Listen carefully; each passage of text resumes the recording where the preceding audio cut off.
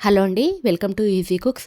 ఈరోజు అయితే మనము షాప్లో అయితే ఎలా ఉంటాయో చెకోడీలు సేమ్ అచ్చం అలాగే మనం ఇంట్లోనే రెడీ చేయబోతున్నామనండి. ముందుగా మనము ఒక ప్యాన్ పెట్టుకొని అందులోకి 2 కప్పుల వరకు వాటర్ని తీసుకోవాలి. తర్వాత 1 టేబుల్ స్పూన్ వరకు కారము, 1/2 స్పూన్ వరకు సాల్టును, అలాగే కొద్దిగా సాల్టు, అలాగే 2 టీ స్పూన్లతోటి ఇలాగా వామును కూడా తీసుకోవాలండి. తర్వాత మనము కొద్దిగా మరుగుతున్నప్పుడు ఆయిల్ కూడా వేసుకోవాలి. 1 టేబుల్ స్పూన్ వరకు ఆయిల్ వేసుకొని బాగా మరగనియాలి. తర్వాత ఇందులోకి 1 కప్పు వరకు బియ్యం పిండి, అలాగే 1/2 కప్పులో కొద్దిగా తక్కువ మైదా పిండిని తీసుకోవాలండి. ఇలాగా మొత్తంగా తీసుకున్న తర్వాత అంతా కలిసేలాగా మంచిగా కలుపుకోవాలి. స్టవ్ ఆఫ్ చేయకూడదండి. స్టవ్ మీద పెట్టుకొని ఇలాగ మొత్తంగా కలుపుకోవాలి దగ్గర పడేంత వరకు. ఇలా అంతా కలిసేలాగా మంచిగా కలుపుకున్న తర్వాత కొద్దిసేపు మూత పెట్టి పక్కన పెట్టుకోవాలండి.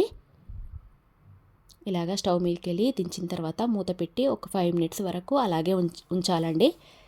తర్వాత దీనిని ఒక ప్లేట్లోకి తీసుకొని మనం చేయితో మంచిగా కలుపుకోవాలండి. ఇలాగా చేతికి వాటర్ అద్దుకొని కాలుతూ ఉంటుంది కదా, కొద్దిగా వేడిగా ఉన్నప్పుడే మనం వాటర్ అద్దుకుంటూ ఇలాగా మంచిగా చేయితో ఒత్తుకోవాలి. పిండి ఎంత ఒత్తుకుంటే అంత బాగా వస్తాయండి చెగోడీలు.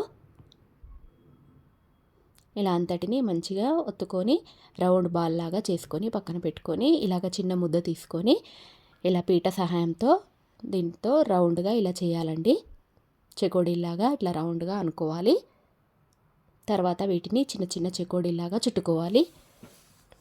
ఇలా అన్నింటినీ ఇలా రెడీ చేసుకోవాలండి.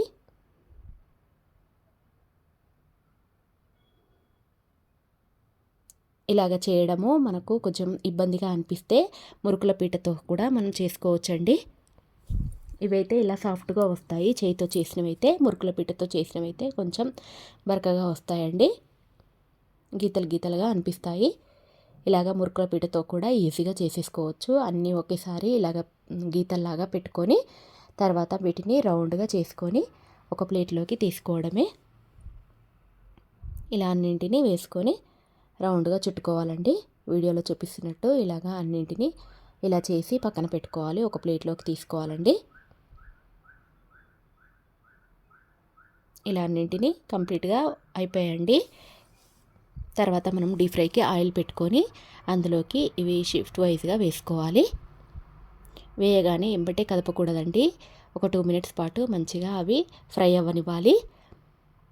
తర్వాత కొద్దిగా గట్టి పడిన తర్వాత మనం సపరేట్ చేయాలండి. ఇలా అంటుకోకుండా బాగా గట్టిగా వస్తాయి. మనకు తెలుస్తుందండి, మనం జల్లితో ఇట్లా అంటూ ఉంటే మనకు క్రంచీగా తెలుస్తుంది. అప్పుడైతే తీసేయాలి.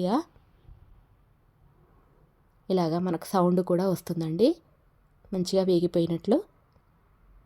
ఇలా అన్నింటినీ వేపుకొని పక్కన పెట్టుకోవాలి. అంతే అండి, క్రిస్పీ అయినా క్రంచీ అయినా చెగోడీలు రెడీ అయిపోతాయి.